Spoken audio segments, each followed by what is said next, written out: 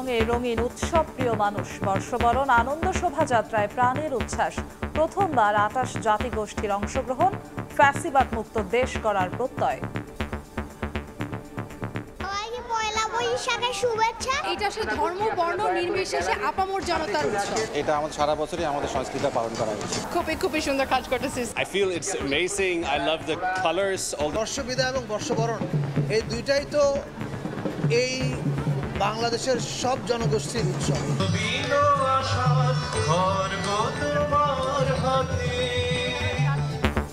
সুরের মূর্ছনায় রমনার বটমূলে মুক্তির আলোর সন্ধান।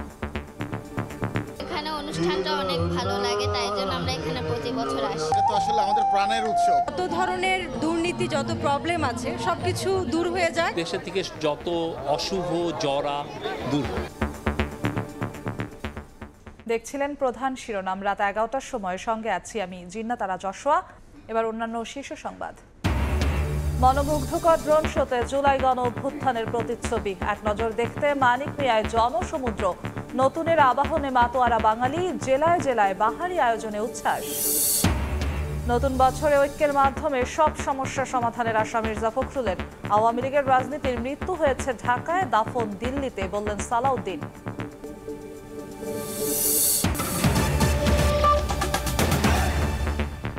পুরনো জীর্ণতা ভুলে নতুনের জয়গান। নয়া বারতা নিয়ে এলো বৈশাখ। বাঙালির সর্বজনীন উৎসবে বর্ষবরণ আনন্দ শোভাযাত্রায় দেখা মিলল হাজারো প্রাণের উচ্ছ্বাস। বাহারি রঙের পোশাকে সব শ্রেণী পেশার মানুষের অংশগ্রহণে সাংস্কৃতিক মেলবন্ধনে পরিণত হয় ১৪৩২ বরণের গোটা আয়োজন। জুলাই অভ্যুত্থানের চেতনায় ফ্যাসিবাদ মুক্ত দেশ গড়ার প্রত্যয় জানান সবাই। সানবির রূপলের রিপোর্ট। ক্যামেরায় ছিলেন আশরাফুল ইসলাম, লুৎফুর রহমান, মোস্তাফিজুর রহমান আকাশ ও মোবারক হোসেন শুভ।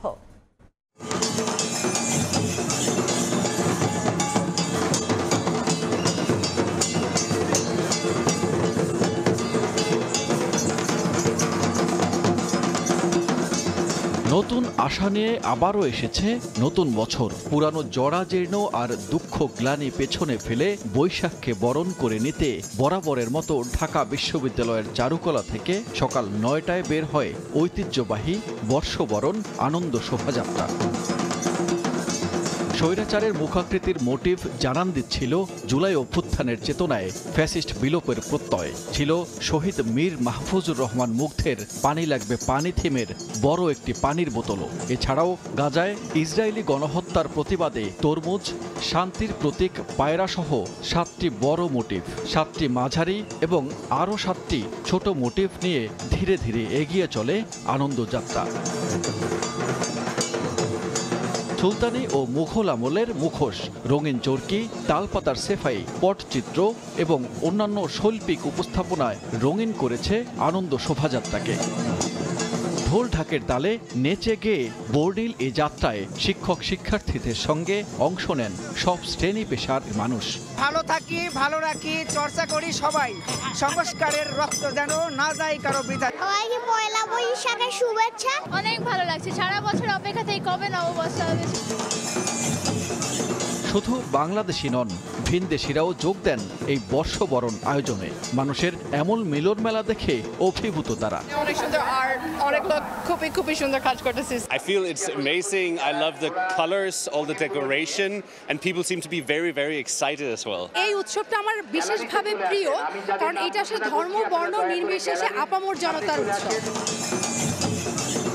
আনন্দধ্বনিতে শাহবাগ, টিএসসি, শহীদ মিনার হয়ে আবারও চারুকলা এসে শেষ হয় আনন্দ শোভাযাত্রা। বাঙালি জাতি হিসেবে যেমন বাংলাদেশকে নতুন করে পেলাম, ঠিক সেভাবেই আমরা বৈশাখটাকেও এবার নতুন করে সেলিব্রেট করছি। এটা একদিনে না, এটা আমাদের সারা বছরই আমাদের সংস্কৃতি পালন করা হচ্ছে।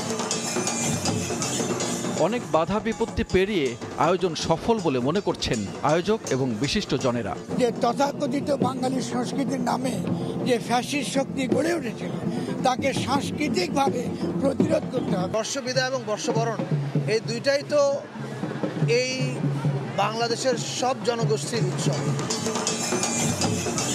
এবারের উৎসবের মধ্য থেকে বার্তা দেওয়া হচ্ছে আগামীর বাংলাদেশ হবে সুখ, সমৃদ্ধি ও শান্তির বাংলাদেশ।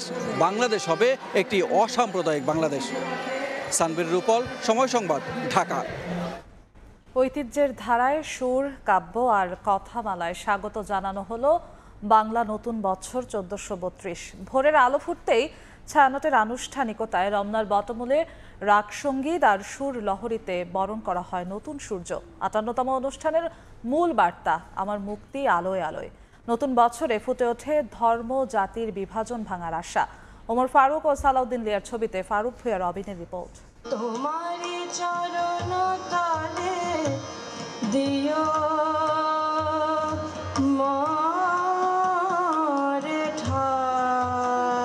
পূব আকাশে উদিল নতুন সূর্য, প্রাণের আবাহনে জেগে উঠল রমনা বটমূল।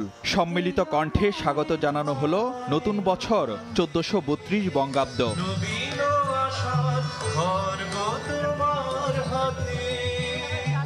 ভোরের আলো ফুটতেই ভৈরবীর আগালাপে ঐতিহ্যবাহী সাংস্কৃতিক প্রতিষ্ঠান ছায়ানটের বর্ষবরণ।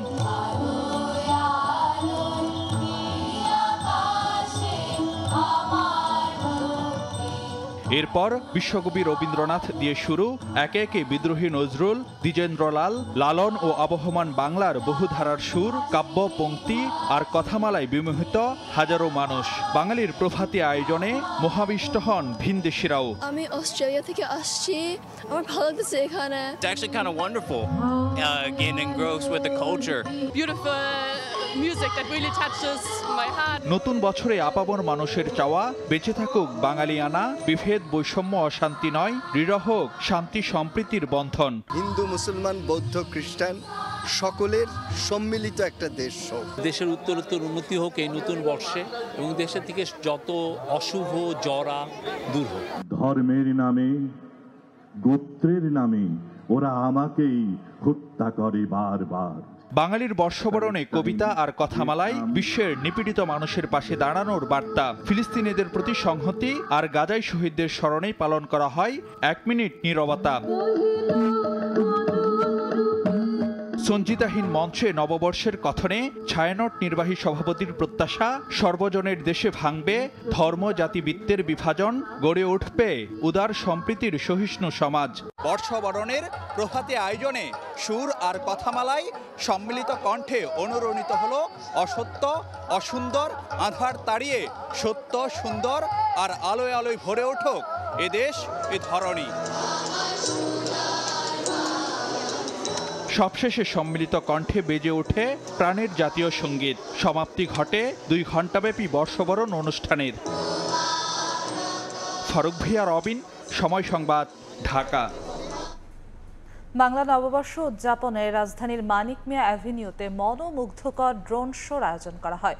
ড্রোন শোতে তুলে ধরা হয় জুলাই গণ অভ্যুত্থানের প্রতিচ্ছবি, যা দেখতে মানিক মিয়া অ্যাভিনিউতে পরিণত হয় জনসমুদ্রে। এছাড়াও ছিল কনসার্টের আয়োজন।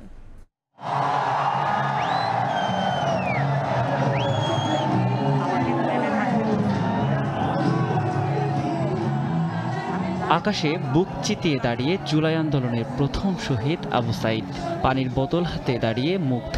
ঢাকার আকাশে 24-এর আন্দোলনের বীরদের প্রতিচ্ছবি ফুটে ওঠে ড্রোন শোতে। বাংলার নববর্ষ উদযাপনে ড্রোন শোতে জুলাই অভ্যুত্থানের বীরদের পাশাপাশি পায়রার খাঁচা ভাঙা থিম, ফিলিস্তিনের জন্য প্রার্থনা সহ নববর্ষের শুভেচ্ছাও জানানো হয়। এছাড়াও উঠে এসেছে বাংলাদেশ চীন বন্ধুত্বের শুভেচ্ছা বার্তা। এই ড্রোন শো দেখতে জনসমুদ্রে পরিণত হয় রাজধানীর মানিক মিয়া এভিনিউ। এই শো কেবল বিনোদনের নয়, বরং এটি বর্তমান সময়ের গুরুত্বপূর্ণ বার্তা বহন করে। প্রযুক্তির মাধ্যমে তুলে ধরা ড্রোন শো গণ আন্দোলন, মানবিক বিপর্যয় এবং ভবিষ্যতের বার্তা বহন করেছে।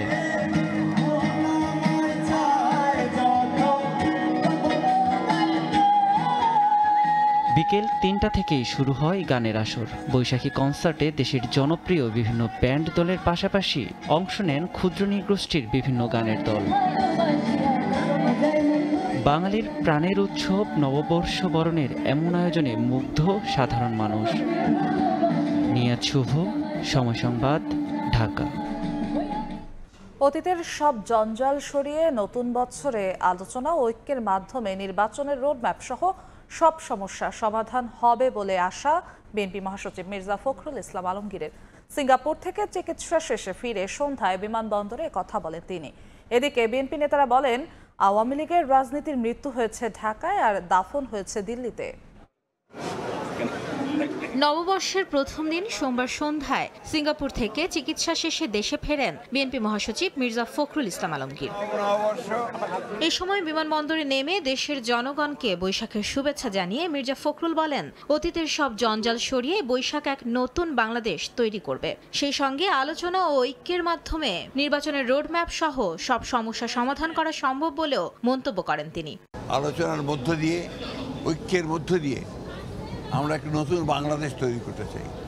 নিঃসন্দেহে আমরা এটা আমাদের মধ্যে ওই ঐক্য সম্ভব হবে এবং আমরা সফল হব।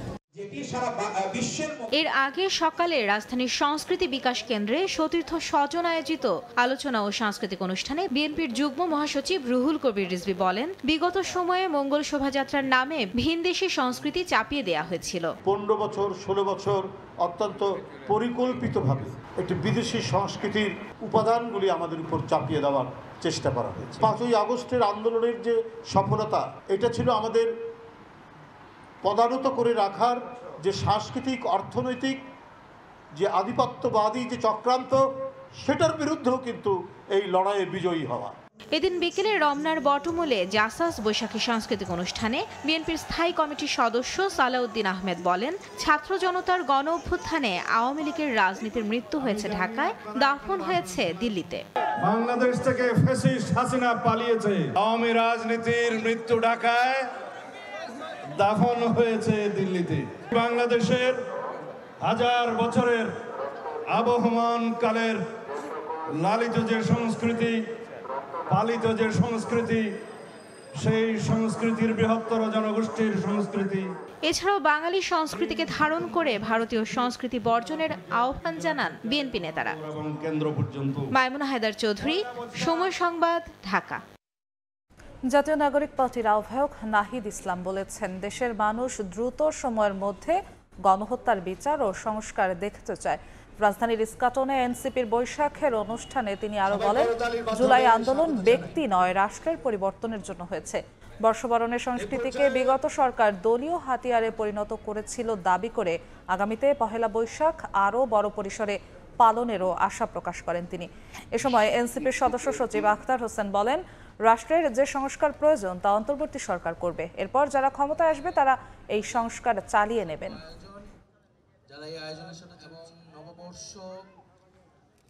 যে সংস্কারের ধারাবাহিকতা চলছে, আমরা মনে করি এটি দ্রুত সময়ের মধ্যে কার্যকর করা উচিত। জাতীয় নাগরিক পার্টি তার জায়গা থেকে বিচার, সংস্কার এবং গণপরিষদ নির্বাচনের এজেন্ডা সামনে নিয়ে এগোচ্ছে। আমরা মনে করি এই কার্যক্রমের মধ্যে দিয়ে আমাদের জাতিগত নবায়ন সম্ভব। পহেলা বৈশাখ বা নববর্ষের দিনটিতে এটাই আমাদের প্রত্যাশা থাকুক যে ফ্যাসিবাদের বিলোপে আমাদের রাষ্ট্র সংস্কারের কার্যক্রম চলমান থাকবে।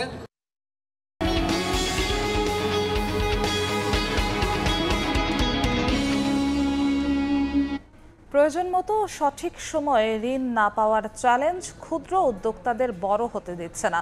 ক্ষুদ্র উদ্যোক্তাদের সহায়তায় এগিয়ে আসলেও তহবিল সংকটে চাহিদা অনুযায়ী ঋণ দিতে পারছে না এসএমএ ফাউন্ডেশন। সাইফুল ইসলামের রিপোর্ট।